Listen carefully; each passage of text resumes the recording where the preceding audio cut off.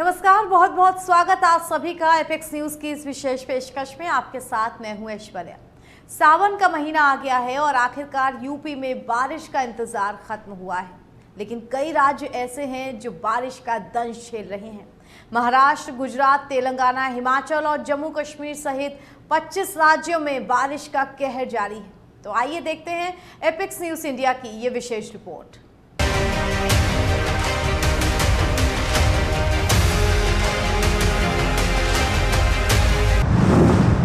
उत्तराखंड से लेकर केरल तक हर तरफ बाढ़ का कहर। 25 राज्यों में बारिश से जनजीवन अस्त व्यस्त। महाराष्ट्र और गुजरात में सैकड़ों लोगों की मौत। तेलंगाना में 20,000 लोगों को रेस्क्यू किया गया। इस समय ज्यादातर राज्यों में बाढ़ जैसी स्थिति ने वहां का जनजीवन अस्त व्यस्त कर रखा है। दुखद है कि बाढ़ का ये स्वरूप धीरे धीरे जानलेवा होता जा रहा है। सबसे बुरा असर प्रभावित इलाकों के ग्रामीण समाज तथा अर्थव्यवस्था पर पड़ रहा है। पानी भर जाने की वजह से अनेक गांव तबाह हो चुके हैं। लाखों लोग त्राही त्राही कर रहे हैं। बेजुबान पशुओं के लिए भी ये बाढ़ आफत साबित हो रही है। वहीं लाखों हेक्टेयर भूमि पर खड़ी फसलें भी नष्ट हो चुकी हैं। तेलंगाना के वारांगल, पेड्डापल्लिकई और भद्राद्री कोठागुडेम जिले के शहर और गांव बाढ़ से प्रभावित हैं। यहां करीब 20,000 लोगों को रेस्क्यू कर सुरक्षित जगहों पर ले जाया गया है। इधर महाराष्ट्र के पालघर की मुख्य नदियां वैतरणा, तानसा खतरे के निशान से ऊपर बह रही हैं। मुंबई को पानी देने वाली तानसा झील भारी बारिश के बाद ओवरफ्लो होने लगी है। महाराष्ट्र में बारिश से कई लोगों की मौत हो चुकी है, तो वहीं गुजरात के कई जिलों में भारी बारिश हुई है। अहमदाबाद में कई दिनों से लगातार बारिश हो रही है, जिसके चलते कई इलाकों में पानी भर गया है। महाराष्ट्र के चंद्रपुर में भारी बारिश के चलते बाढ़ जैसे हालात पैदा हो गए हैं। यहाँ इरई बांध का पानी कई घरों में घुस गया है। इसके बाद अब तक 900 लोगों को रेस्क्यू किया गया है। महाराष्ट्र के बीड में अब तक 50 मिलीमीटर बारिश रिकॉर्ड की गई है। बात करें गुजरात की, तो बारिश की वजह से राज्य में कई लोगों की मौतें हो चुकी हैं। तेज बारिश के चलते अहमदाबाद के श्री नंद नगर इलाके की बैंक में पानी भर जाने से काफी नुकसान हुआ। अहमदाबाद के वेजलपुर और श्री नंद नगर की सड़कें पूरी तरह से डूब चुकी हैं। अभी मानसून को आए 20 दिन हुए हैं, लेकिन इस सीजन की औसतन 50% बारिश हो गई है। कच्छ में औसतन के मुकाबले 98%, सौराष्ट्र में 52%, दक्षिण गुजरात में 65%, मध्य गुजरात में 28% बारिश हुई है। आंकड़ों के अनुसार पिछले 50 साल में 7 बार जुलाई में 16 इंच से अधिक बारिश हुई है। वहीं इस साल जुलाई के 14 दिनों में ही 16 इंच बारिश हो गई है। वहीं मध्य प्रदेश में इस सीजन में अब तक सामान्य से 16% ज्यादा पानी गिर चुका है।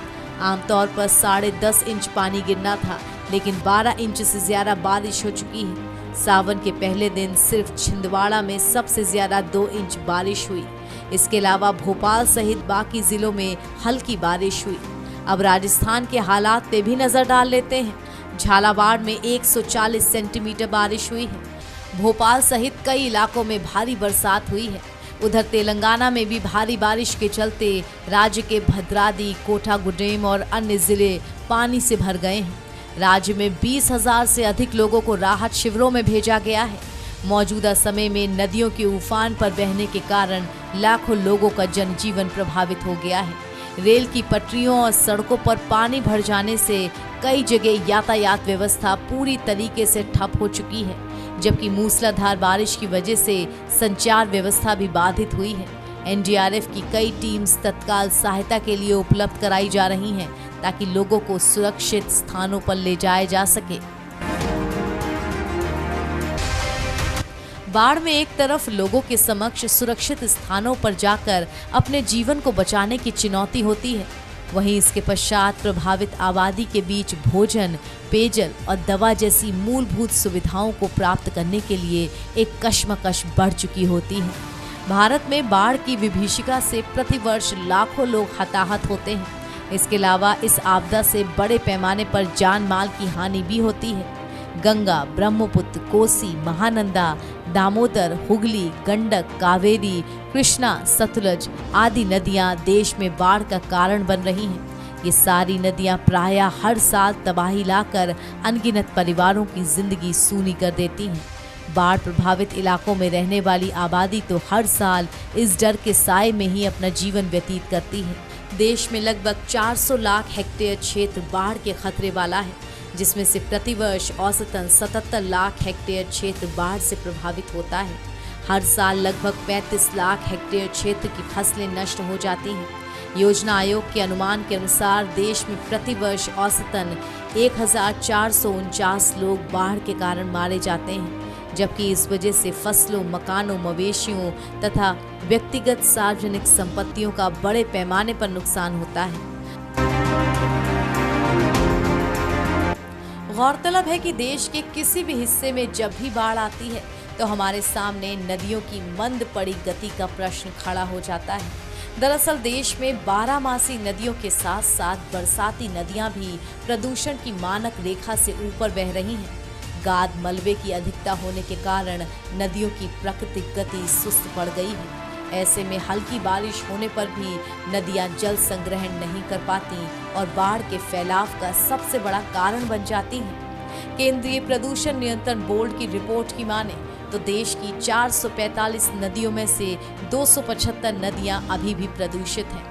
बढ़ते औद्योगिकरण, कल कारखानों से अनियंत्रित मात्रा में निकले अघोषित अपशिष्ट तथा सीवरेज से निकलने वाली गंदगियों की वजह से देश के हर कोने में नदियां प्रदूषण का बोझ ढो रही हैं।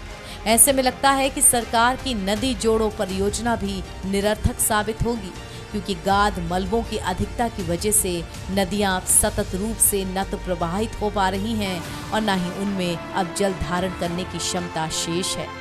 बेशक सरकार ने गंगा और यमुना जैसी चंद नदियों को प्रदूषण मुक्त करने के लिए करोड़ों रुपए की योजनाओं को मूर्त रूप दिया है, किंतु सैकड़ों नदियां आज भी सरकारी उपेक्षा का शिकार हैं। यही उपेक्षित नदियां बाढ़ को आमंत्रण दे रही हैं। बाढ़ एक प्राकृतिक आपदा है, लेकिन इसके लिए आवश्यक दशाओं के निर्माण में मानव और उसकी स्वार्थपरक क्रियाओं को किसी भी दृष्टि से कमतर नहीं आंका जा सकता।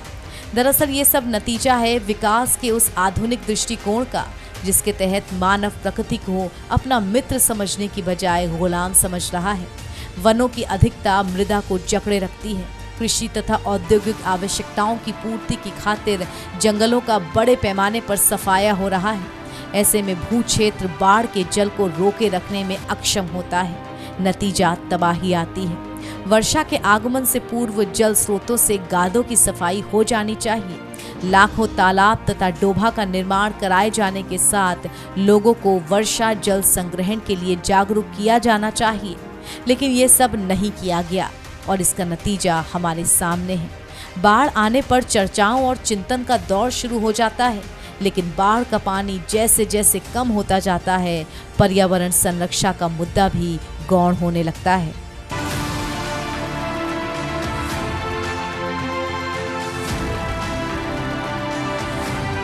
दर्द सबसे बड़ा ये है कि इस प्राकृतिक आपदा के आने से पहले बचाव की कोई तैयारी नहीं की जाती है। सारी सक्रियता महज कागजों तक ही सीमित रह जाती है। प्रशासन की नींद नदियों का जल स्तर टूटने के साथ टूटती है। हर साल करोड़ों खर्च होने के बाद भी बाढ़ की समस्या से स्थायी निजात दिलाने के लिए आखिरकार कोशिश कब की जाएगी? फिलहाल आप देख रहे थे एपेक्स न्यूज इंडिया की ये विशेष रिपोर्ट। अब हमें दीजिए इजाजत। देखते रहिए एपेक्स न्यूज इंडिया, सिर्फ सच के साथ।